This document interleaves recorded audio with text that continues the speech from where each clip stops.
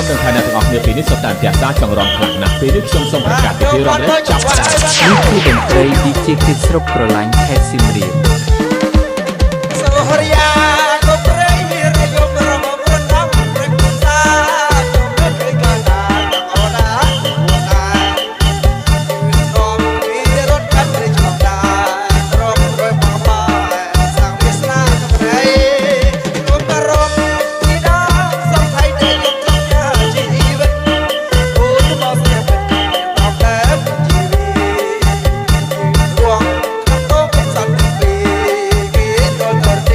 នេះជាតន្ត្រី DJ ទីស្រុកប្រឡាញ់ខេត្តសៀមរាប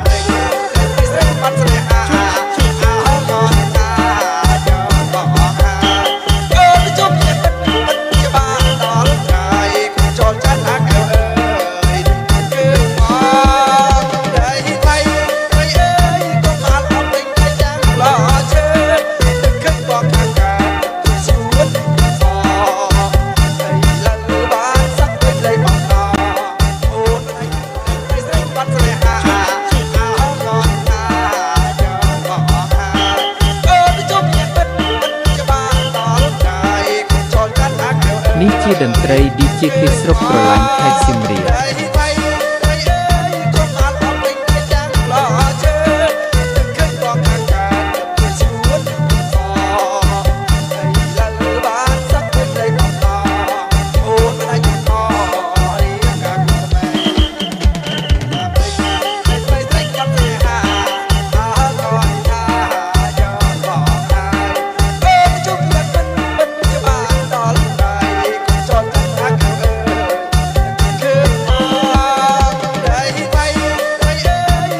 នេះជាតន្ត្រី DJ ទីស្រុកប្រឡាញ់ខេត្តសៀមរាប